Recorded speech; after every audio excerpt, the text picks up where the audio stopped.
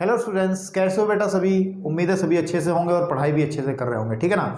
आज इस वीडियो के अंदर हम लोग बात करेंगे प्रश्नावली 1.3। इसका इंट्रो हमने पहली वीडियो में पढ़ा है। आज हम लोग इसको सॉल्यूशन करेंगे, यानी कि इसके क्वेश्चंस को सॉल्व करेंगे। क्वेश्चंस में 3 ही हैं और ये तीनों क्वेश्चन आप अपने आप से भी सॉल्व कर सकते थे, क्योंकि हमने जो इंट्रो दिया था, इंट्रोडक्शन इस वीडियो का, उसमें पर्याप्त मात्रा में सब कॉन्सेप्ट हमने क्लियर कर दिए थे, सारी बातें बता दी थी। ये 3 क्वेश्चंस भी आप खुद कर सकते थे, लेकिन चलिए बच्चों की सहूलियत के लिहाज से हम इस क्वेश्चंस को छोड़ना नहीं चाहते थे कि चलो ठीक है, चैनल पे सब उपलब्ध रहे। लेकिन तरीका ये है कि आप पहले इस वीडियो को देखने से पहले क्वेश्चन स्वयं लगा के देखें, अपने आप करने का प्रयास करें। अगर फिर दिक्कत कुछ आती है तो फिर इस वीडियो में आने का प्रयास करें, नहीं तो ये जो है, अगर आप सब कुछ देखने की आदत बन गई तो फिर वो आपके लिए समस्या वाली बात हो जाएगी, ठीक है। तो चलिए हम लोग बात करते हैं। क्वेश्चन नंबर फर्स्ट है, सिद्ध करना है कि √5 एक अपरिमेय संख्या है, ये प्रूव करना है। इसको लेकर के हमने आपके सामने काफ़ी सारे क्वेश्चन हमने पिछली वीडियो में किए थे, और एक रिजल्ट भी था कि जैसे हमने √2 भी किया था तो पिछली वीडियो में, कि √2 एक अपरिमेय संख्या हमने, ठीक है ना, आपके पास में अपरिमेय संख्या हमने इसको प्रूफ किया था, है ना, ठीक है। और इसी तरीके से हमने किया था बेटा √3 किया था, ठीक, और √5 जो है वो इस क्वेश्चन में आ गया, ठीक। जरूरी नहीं है कि यही आएंगे, तो √7 भी हो सकता है, ठीक है ना, आपके पास 11 भी हो सकता है। तो अधिकतर ये देखा गया कि अभाज्य संख्याओं के वर्गमूल √ ही जो है क्वेश्चंस में आते हैं मोस्टली। तो चलिए हम बात करते हैं, एक बार फिर से इस क्वेश्चन को क्लियर करते हैं। वैसे हमने ये करा दिया था, लेकिन फिर भी हम एक बार और इसको बताते हैं कैसे इसको करना है, लिखना है। और जहाँ जहाँ मैं आपको बताऊँगा वो पॉइंट्स नोट करते चलना। और एक बात और कि जो पॉइंट्स हम डिस्कस कर चुके हैं इंट्रो में, तो मैं इसमें ज़्यादा जोर नहीं दे पाऊँगा भैया, क्योंकि वो वीडियो बहुत मेहनत से बनाई थी, तो वहाँ से आप देखिएगा। चलिए, हम इस तरीके के क्वेश्चंस को करने का एक स्पेशल मेथड यूज़ करते थे, और हम कहते थे कि जो बात कही गई है, उसने कहा कि अपरिमेय सिद्ध करना है, तो हम इसका उल्टा लेके चलते हैं। माना ये एक परिमेय है, हमने कहा कि माना, ठीक है, माना √5 एक, ठीक है, परिमेय संख्या है। कैसी संख्या है? परिमेय संख्या है, ठीक है, परिमेय संख्या है। और अगर ये परिमेय संख्या है, क्योंकि हमने बताया है आपको पहले कि परिमेय संख्या जो होती है बेटा, परिमेय संख्याएं, ठीक है, परिमेय संख्याएं वो संख्या होती हैं जिनको हम P/Q की फॉर्म में लिख सकते हैं, जहाँ Q कभी भी 0 के इक्वल नहीं होता, एंड P एंड Q जो है आपके पास में वो कोई भी पूर्णांक होंगे। क्या होंगे? पूर्णांक होंगे, ठीक भाई। तो ये आपका सिंपल, हमने ये सब चीज़ें बताई थी आपको। अपरिमेय को तो बहुत ही ढंग से बताया था, अपरिमेय की तो पूरी कहानी ही हमने बता दी थी पिछली वीडियो में, है ना। तो अगर ऐसा है कि ये √5 हमने माना है कि ये एक परिमेय है, तो हम लोग इसको सीधी बात है, √5 को जो है बेटा वो P/Q की फॉर्म में लिख सकते हैं, जहाँ पर Q कभी भी 0 के बराबर नहीं होगा, ठीक है। तथा अच्छा, डेफिनेशन जो परिमेय संख्या की होती है उसमें हम लोग P और Q को पूर्णांक लेके चलते हैं ना, ठीक है, पूर्णांक ही होते हैं बेसिकली। और यहाँ पे लिख सकते हैं आप इस बात को कि P एंड Q जो है क्या है? ये पूर्णांक है। क्या है? पूर्णांक है, ठीक है। मुझे ज़रूरत पड़ेगी मैं इस हिस्से में करूँगा, आधा उस हिस्से में करूँगा, क्योंकि इस क्वेश्चन में थोड़ी सी लेंथ ज़्यादा लगती है बोर्ड की। अब हमने एक बात और ये कही थी कि ये जो P और Q है पूर्णांक तो हैं, लेकिन हमने इनको कहा था कि P/Q जो है ये एक बिल्कुल सरलतम रूप में रहेगी। किसमें? सरलतम रूप में। ये सरलतम रूप क्या है? मतलब देखिए, मान के चलो मेरे पास है 16/32 है, ठीक है। क्या ये किसी भिन्न का या किसी भी परिमेय संख्या का सरलतम रूप है? नहीं है, क्योंकि इसको हम 16 × 16 और 16 दूनी 32, तो हम इसको 1/2 लिख सकते हैं। यानी कि 16/32 जो है वो हमेशा 1/2 के बराबर होगी। दोनों में है फर्क कुछ नहीं, ठीक है ना। लेकिन क्या है कि ये जो फॉर्म है ये सरलतम रूप नहीं है, ये सरलतम रूप है, ठीक है। और सरलतम रूप में ये देखने का मतलब कि कौन सरलतम रूप में है कौन नहीं है, उसका एक तरीका हमने पिछली वीडियो में बताया था कि जो ऊपर और नीचे जो है अंश और हर हैं, यानी कि पी और क्यू हैं, पी और क्यू जो है इनका कॉमन गुणनखंड, यानी कि इनका जो कॉमन गुणनखंड आएगा, अगर मैं देखूं कि इन दोनों में कौन सा गुणनखंड कॉमन है, केवल एक है ना। अगर कॉमन गुणनखंड हमारे पास में कॉमन गुणनखंड है, कॉमन, ठीक है, कॉमन गुणनखंड ये कॉमन फैक्टर आप कहिएगा, ठीक है। अगर 1 आ जाता है तो हम लोग कहते हैं कि ये सरलतम रूप में है। या दूसरे शब्दों में ये कहिएगा कि अगर एचसीएफ किसका, इस 1 और 2 का अगर 1 होता है तब हम कहते हैं सरलतम रूप है। और सरलतम रूप को हम लेके एक बात और भी कह सकते हैं, अगर ऐसा है तो हम कह सकते हैं कि 1 और 2 जो है वो सह अभाज्य संख्याएं हैं। कैसी हैं? सह अभाज्य संख्याएं, सहअभाज्य संख्याएं। इस चीज़ को अगर यहाँ थोड़ा सा आपको जल्दबाजी नज़र आ रही होगी मेरे बोलने या करने के तरीके में, तो वो मजबूरी है मेरी, क्योंकि मैं इस बात को बहुत खोल करके पिछली वीडियो में बता चुका हूँ। तो ज़्यादा बार बार किसी चीज़ को करना, क्योंकि भाई YouTube ऐसी चीज़ है, एक बार बोल दिया तो स्टोर हो ही गया ना आपके पास में, तो आप कभी भी देख सकते हो, उसको रिपीट करके देख सकते हो। तो मैं बार बार नहीं करूँगा, तो अभी तो मैं सिर्फ इतनी बात कहूँगा। इसका मतलब ये क्या रहा कि ये P अपॉन Q सरलतम रूप में है, तथा हम कह सकते हैं P तथा Q, P Q सह अभाज्य संख्याएं हैं, सह अभाज्य, ठीक है, संख्याएं हैं। पहली लाइन समझ में आया? और अगर सह अभाज्य संख्याएं हैं तो सीधी सीधी बात है कि एचसीएफ ऑफ P और Q का जो है वो 1 होगा भाई। कितना होगा? 1 होगा। तो इतनी बात आपको अच्छे से समझ में आ गई होगी कि हमने जो लिखा है, हमने क्या किया है, मेथड ऑफ कॉन्ट्राडिक्शन या फिर विरोधाभास वाली विधि इस्तेमाल की है। यानी कि हमने जो उसकी बात कही थी उसको गलत माना है कि तुमने बात गलत कही है कि √5 एक अपरिमेय संख्या ना होकर के एक परिमेय संख्या है। और अगर परिमेय संख्या है तो परिमेय संख्या की परिभाषा से हम लोग उसको P/Q के रूप में लिख सकते हैं, जहाँ Q कभी भी 0 के बराबर नहीं होता और P और Q जो है बेटा वो पूर्णांक होते हैं। अब अगर हम लोग ये समझ में आया आपको पूरा का पूरा? अब मैं इसको उठा रहा हूँ ध्यान से कि √5, ठीक है, इज इक्वल टू रहेगा P/Q के। इस Q को मैं क्या करता हूँ, ठीक है, मैं यहाँ पे लेता हूँ Q को, Q √5, मतलब इसको मैं इधर लेके गया, कोई दिक्कत किसी को? इस Q को मैं इधर लेके गया। ये तो सारी कहानी हो गई जो होनी थी आपके पास में, ये तो एक कहानी लिखी गई है बीच में, काम तो यही चल रहा है ना हमारा। तो मैंने इस Q को उधर लेके गया और स्क्वायरिंग बोथ साइड, यानी कि दोनों पक्षों का बेटा मैंने क्या कर दिया? वर्ग कर दिया। वर्ग करने पर, तो वर्ग करने पर क्या होगा कि हम लोग लिखेंगे 5Q² इज इक्वल टू आ जाएगा P के, या Q² इज इक्वल टू आ जाएगा आपके पास में P² के ना, P² के, और P² बटे आ जाएगा 5। अब इस कथन से, इस एक्सप्रेशन से, ठीक है ना, आपको क्या चीज़ नज़र आ रही है? अब ध्यान से देखिएगा, इस एक्सप्रेशन से आपको क्या चीज़ नज़र आ रही है?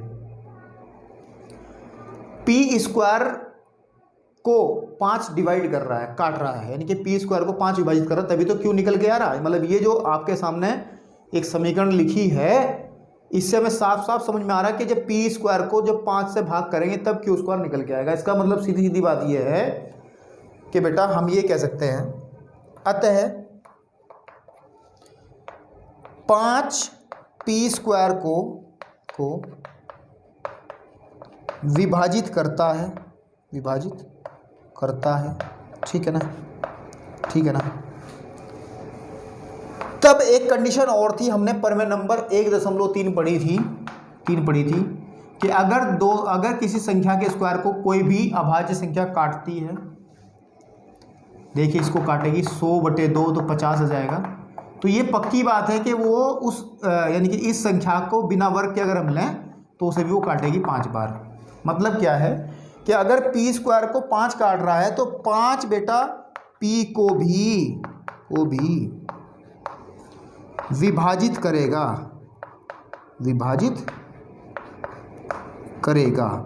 ठीक है मेरे भाई, विभाजित करेगा।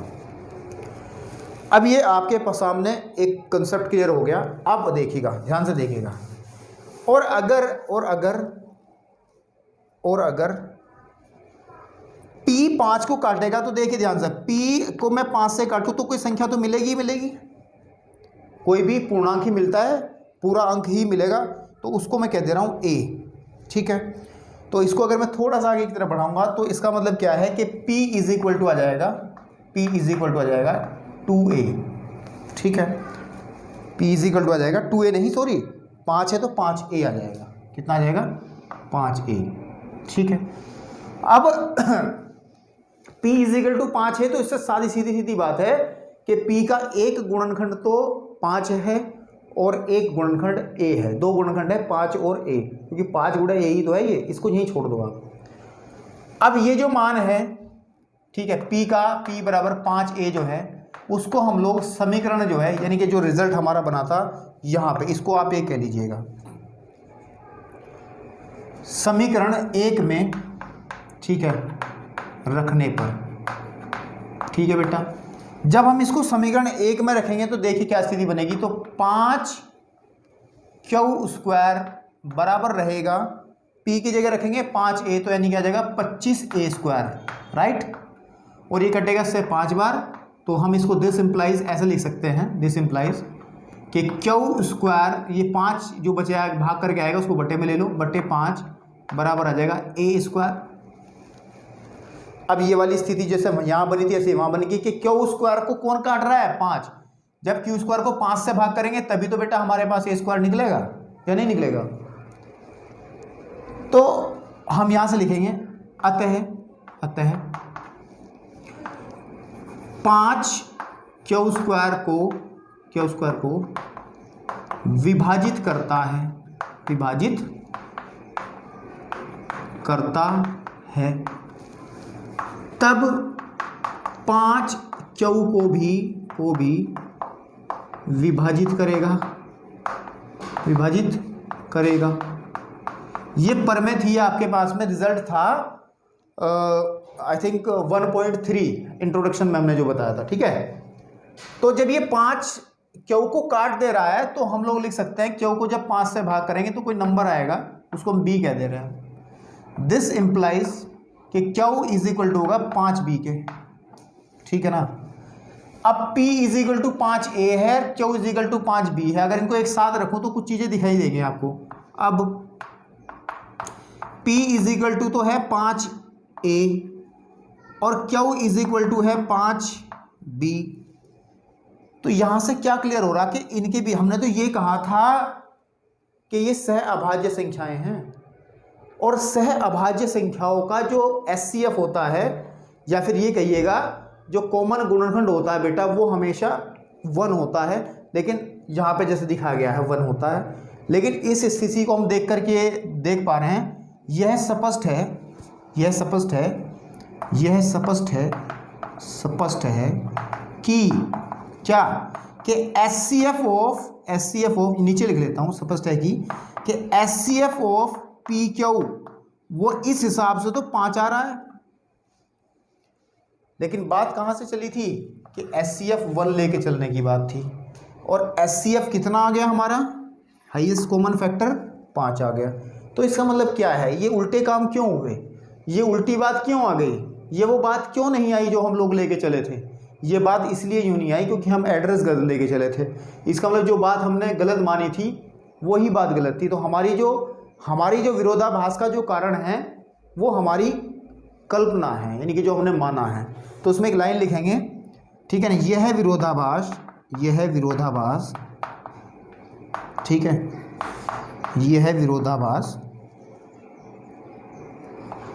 ठीक है नहीं, यह है विरोधाभास हमारी, ठीक है, कल्पना, ठीक है नहीं, कल्पना से प्राप्त होता है। अतः √5 एक अपरिमेय संख्या, भैया हम नहीं कुछ कह रहे हैं, अपरिमेय संख्या है। तो दैट्स ऑल अबाउट इट। तो क्लियर हो गया होगा मेरे हिसाब से, क्योंकि हमने पहले भी इस पर बहुत जोर दिया है। वीडियो को पॉज कर लो और नोट कर लो, बस इसमें ज़्यादा कुछ नहीं है। ठीक है, चलिए अब हम लोग बात करेंगे हम लोग बात करेंगे क्वेश्चन नंबर सेकंड का है। सेकंड में बड़े छोटे छोटे क्वेश्चन हैं, ज़्यादा समय नहीं लगेगा इस एक्सरसाइज में से, पहली बात तो ये है। ठीक है, छोटी वीडियो होगी आज, और क्योंकि मैं आपको सलाह दूंगा कि कुछ क्वेश्चंस जो हैं, कुछ तो इसमें एग्जांपल्स आप देख लोगे, और कुछ अगर दूसरी हेल्प बुक कोई मिल जाए किसी और प्रकाशन की, तो कुछ सवाल अगर उसमें से करने को मिल जाए आपको, तो आपकी प्रैक्टिस अच्छी हो जाएगी। और मैं बता रहा हूँ संख्या पद्धति में से 2 नंबर का तो आता ही आता है, यानी कि वास्तविक संख्याओं में से, और वो क्वेश्चंस जो है इसमें से आ जाता है मोस्टली। चलिए, now let's talk about question number second. Second कह रहा है सिद्ध कीजिए कि, मेरे को सिद्ध करना है कि 3 प्लस 2 अंडर रूट 5 को ना, मेरे को इसको सिद्ध करना है, ये अपरिमेय है, ये प्रूव करना है। ये क्या करना है? अपरिमेय है, ये मुझे दिखाना है। ठीक है, नहीं सिद्ध करना है, ऐसे लिखते हैं, सिद्ध करना है, ये मेरे को सिद्ध करना है। तो इसमें भी हम लोग वही मेथड ऑफ कॉन्ट्राडिक्शन, यानी कि विरोधाभास, यानी कि अपनी बात जो बात कही है उसको गलत मान करके चलेंगे, और फिर देखते हैं बाद में हमारी बात सही है या इस क्वेश्चन वाले की बात सही है। तो हम लोग मानते हैं, माना 3 प्लस 2 अंडर रूट 5, ठीक है भाई, एक परिमेय संख्या है, एक परिमेय संख्या है। ठीक है, परिमेय संख्या है। और अगर ऐसी बात है तो 3 प्लस 2 अंडर रूट 5 को हम बेटा लिख सकते हैं P बटे क्यू के रूप में, जहाँ या कोमा लगा के लिखें Q does not equals to 0, और P क्यू पूर्णांक है। क्या है? पूर्णांक है। पूरी बात लिख देंगे। अब जरा ध्यान से देखिएगा। अच्छा, इस तरीके के क्वेश्चंस में आपको सिर्फ एक काम करना, एक तरफ आपको बना लेनी है परिमेय, एक तरफ बना लेनी परिमेय। तो फिर कह देना है कि भैया देखो, एक अपरिमेय संख्या परिमेय संख्या के बराबर कभी हो ही नहीं सकती। तो हमारा विरोधाभास वही हो गया कि हमारी कल्पना के कारण था। तो मैं क्या कर रहा हूँ, अंडर रूट 5 को तो मैं सिर्फ यहाँ रखूँगा, बाकी सबको उधर ले जाऊँगा। देखिए अंडर रूट 5, अभी 2 को साथ में रखिएगा, इजिकल टू आ जाएगा P अपॉन क्यू -3। किसी को दिक्कत? या फिर आपके पास में under root 5 is equal to, इसको एलसीएम वेलसीएम ले लो अगर करना चाहते हो, तो P माइनस के 3Q अपॉन Q, और ये जो 2 था इसको मैं बट्टे में ले जा रहा हूँ।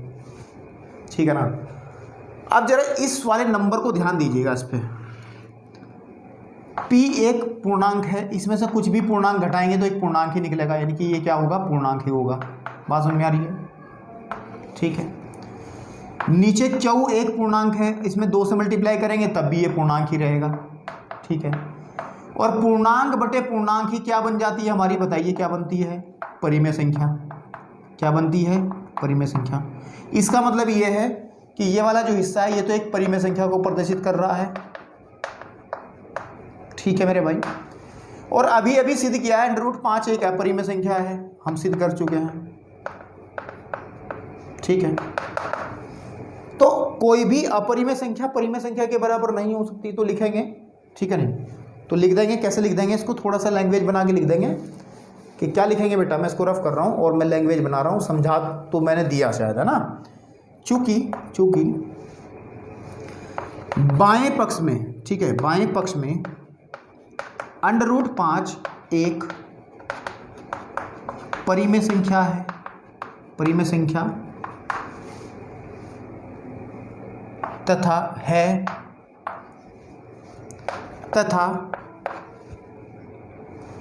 दाएं पक्ष में क्या है? P माइनस का 3Q अपॉन 2Q। एक मैं गलत कर दिया, बाएं पक्ष में एक परिमेय नहीं अपरिमेय संख्या है, क्योंकि अंडर रूट 5 एक अपरिमेय है। ठीक है, अपरिमेय संख्या है। और दाएं पक्ष में जो ये हिस्सा है इसको हम कहेंगे ये एक परिमेय है। ठीक है, संख्या है। ठीक है नहीं? और हम जानते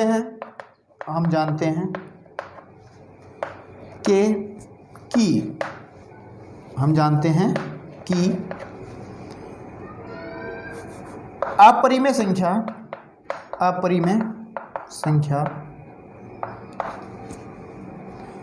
परिमेय संख्या के बराबर नहीं हो सकती, परिमेय संख्या के बराबर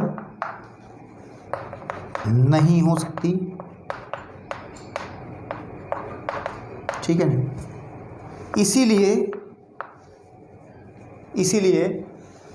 ये जो दी गई थी 3 प्लस के 2 अंडर रूट 5 एक अपरिमेय संख्या है। अपरिमेय, भाई बात गलत सी होगी ना, ये गड़बड़ हो गया ना मामला, है कि एक अपरिमेय संख्या परिमेय संख्या के बराबर हो गया, तो ये मामला गड़बड़ आ गया।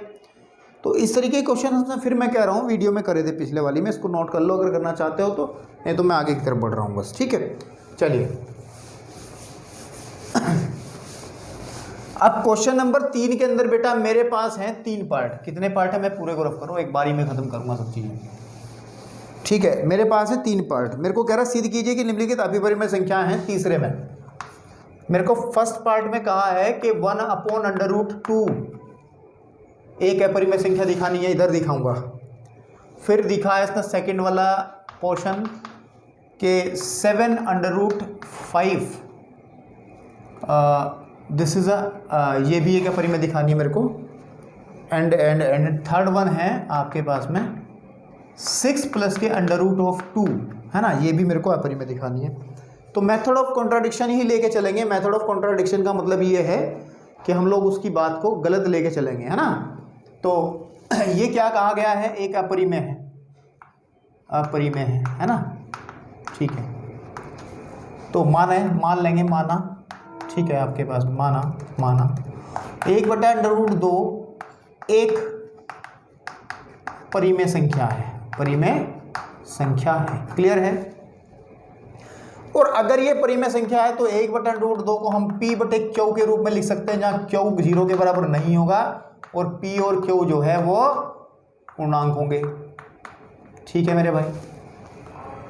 अब एक बात को थोड़ा ध्यान से देखिएगा। अच्छा एक बात सुनिए, 3/4 है, परिमेय है या नहीं है, बताइए मुझे। बिल्कुल है परिमेय। मैं इसका उल्टा कर दूं, 4/3 कर दूं तो क्या होगा, तब भी तो ये परिमेय ही रहेगी या नहीं रहेगी, बिल्कुल रहेगी परिमेय। तो हमारे पास 1/√2 और p/q है। मैं दोनों पक्षों का व्युत्क्रम ले रहा हूं, दोनों पक्षों का व्युत्क्रम है ना, लेने पर, इनके प्रतिलोम लेने पर उल्टा इन्वर्स कर दिया। जब इसको उल्टा करूंगा तो √2 आ जाएगा, इधर वाले को उल्टा करूंगा तो q ऊपर p नीचे आ जाएगा। अब भाई मेरे फिर वही स्थिति, ये तो अपरिमेय संख्या है, अपरिमेय संख्या है, ठीक है। ये वाली परिमेय संख्या है, परिमेय संख्या है, ठीक है। तो क्या हुआ, जो लैंग्वेज अभी लिखी थी मैंने, क्योंकि बाईं तरफ तो एक अपरिमेय है, बाईं तरफ तो एक अपरिमेय है, दाईं तरफ एक परिमेय है, और कोई भी अपरिमेय संख्या किसी परिमेय संख्या के बराबर नहीं हो सकती। अतः यह विरोधाभास हमारी कल्पना के कारण है। तो अतः भाई जो तुम कह रहे हो वही सही है कि आप ये इसे 1/√2 को अपने घर ले जाओ और अपरिमेय ही रखो, बात खत्म, क्वेश्चन खत्म हो गया। इसमें क्वेश्चन लैंग्वेज वो लिखनी है जो मैंने अभी क्वेश्चन में लिखी है, और बार बार नहीं लिख रहा हूँ, वो जो क्वेश्चन में अभी लिखी है। या फिर अगर नहीं समझ में आ रही तो आप जो है फिर मैं कहूँगा यार इंट्रोडक्शन वाली वीडियो में जाइए, सब कुछ मिलेगा। अब इसको ये भी कहा गया है कि अपरिमेय है, क्या है, अपरिमेय है, तो मेरे को प्रूव करना है। तो माना, यहाँ लिख देंगे माना 7/5 एक परिमेय संख्या, एक परिमेय, ठीक है, संख्या है। और अगर 7/√5 एक अपरिमेय संख्या है तो इसको हम p/q के रूप में लिखेंगे, जहां q 0 के इक्वल नहीं होगा, और साथ ही साथ p एंड q जो होंगे बेटा, p एंड q जो होंगे वो पूर्णांक होंगे। कैसे होंगे, पूर्णांक होंगे, ठीक है। नहीं आपके पास में क्या होंगे, पूर्णांक होंगे। अब हम लोग क्या करेंगे, √5 को इधर ऐसे लिखेंगे, इसको बटे में ले आएंगे तो p/√7 ये आ जाएगा 7q। अब मुझे बताइएगा, ये एक परिमेय संख्या है, ठीक है। मैं नीचे 7 से गुणा कर दूँ तो 3/7 = 28, क्या ये परिमेय संख्या नहीं रहेगी, बिल्कुल रहेगी, परिमेय संख्या ही रहेगी। तो फिर वही बात होगी, इस तरफ तो अपरिमेय संख्या है, इस तरफ एक परिमेय संख्या है। फिर वही लैंग्वेज लिख देनी है कि भैया बाईं तरफ तो एक अपरिमेय है और दाईं तरफ एक परिमेय है, ये कभी संभव नहीं हो सकता। अतः जो हमने माना था हमारी गलती थी, हमने गलत मान लिया था। हमने ये गलत माना था कि ये एक परिमेय है, भाई तुम सही कह रहे थे कि ये एक अपरिमेय ही संख्या है। बात खत्म। Next one, the last question of this exercise. और ये अभी किया है हमने इस तरीके का क्वेश्चन कि हम इसको, ये अपरिमेय है, इसको सिद्ध करना है, अपरिमेय मेरे को सिद्ध करना है। तो बेटा मान लूंगा, माना 6 + √2 एक परिमेय संख्या है, परिमेय संख्या है। अगर परिमेय संख्या है तो 6 + √2 कैन बी रिटन P/Q की फॉर्म में लिख सकते हैं, जहां Q कभी भी 0 के बराबर नहीं होता और P और Q जो है ये आपके पास में पूर्णांक होते हैं। क्या होते हैं? पूर्णांक। बात वही है, यहाँ भी यही बात लिखी गई थी, यहाँ भी यही बात लिखी गई है और यहाँ भी यही बात लिखी जा रही है। ठीक है, कोई अलग नहीं है।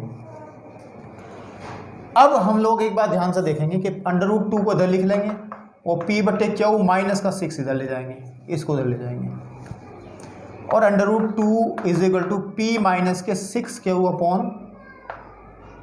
मैंने एलसीएम ले लिया बटे 1 मान के, बात वही बनी। ये अपरिमेय है, प्रूफ कर चुके हैं। और ये चूंकि ये पूर्णांक होगा, ऊपर भी भाई P कोई पूर्णांक है, Q भी कोई पूर्णांक है, तो P माइनस के 6Q कोई भी वैल्यू रखिएगा पूर्णांकों में तो हमेशा ही आपके पास में क्या मिलेगी? सीधी सी बात है, क्या मिलेगा? एक पूर्णांक ही मिलेगा और Q तो पूर्णांक है ही है। तो पूर्णांक बटे पूर्णांक हमेशा क्या होता है? एक परिमेय संख्या बनती है। तो ये वाला हिस्सा आपका परिमेय हो गया। क्या हो गया? परिमेय। तो फिर वही बात लिखेंगे, भैया कोई अपरिमेय संख्या किसी परिमेय संख्या के बराबर कैसे हो सकती है? वो हमारे से गलती हुई थी शुरुआत में, जो हमने कह दिया था कि ये एक परिमेय संख्या है। आप सही थे, आपने जो कहा ये एक अपरिमेय संख्या है वही सत्य है। तो लैंग्वेज बना के लिख देंगे जो मैंने पहले वाले क्वेश्चन में लिखी है, क्योंकि दाएं पक्ष में तो है अपरिमेय संख्या, सॉरी बाएं पक्ष में, और दाएं पक्ष में एक परिमेय संख्या है और कभी भी एक परिमेय संख्या अपरिमेय संख्या के बराबर नहीं हो सकती। अतः यह विरोधाभास हमारी गलत कल्पना के कारण उत्पन्न हुआ है या प्राप्त हुआ है। अतः जो दिया गई संख्या है वो हमारी एक अपरिमेय संख्या है। मेरी लैंग्वेज को आप स्लो मोशन में करके भी सुन सकते हैं लिखने के लिए। एक बार और रिपीट कर रहा हूँ, क्या इस वाले ऐसे क्वेश्चन में तीनों में जो लैंग्वेज आएगी उसको रिपीट कर रहा हूँ, क्या स्लो मोशन में देखिएगा अगर तेज लग रहा होता कि चूंकि बाएं पक्ष में, क्योंकि सबके बाएं पक्ष में, देखो इस बाएं पक्ष में, इसमें भी, इसमें भी बाएं पक्ष में एक अपरिमेय संख्या है तथा दाएं पक्ष में एक परिमेय संख्या है। बिल्कुल ठीक बात है नहीं? कोई भी परिमेय संख्या किसी अपरिमेय संख्या के बराबर नहीं हो सकती। अतः यह विरोधाभास हमारी द्वारा की गई गलत कल्पना से ही प्राप्त हुआ है। अतः जो दी गई संख्या है वो एक अपरिमेय संख्या है। तो बात खत्म हो गई। तो ये एक्सरसाइज खत्म हो चुकी है बेटा। नेक्स्ट वीडियो में भी हम लोग शूट करते हैं नेक्स्ट वीडियो, और नेक्स्ट वीडियो में हम लोग बात करेंगे परिमेय संख्याओं के दशमलव प्रसारों के बारे में। ठीक है, और उस वीडियो के लिए भी आपको मैं कहना चाह रहा हूँ इंट्रो जरूर देख लेना है इस वीडियो को, वो उसमें भी काम आएगी थोड़ी सी। आज इतना रखते हैं, धन्यवाद।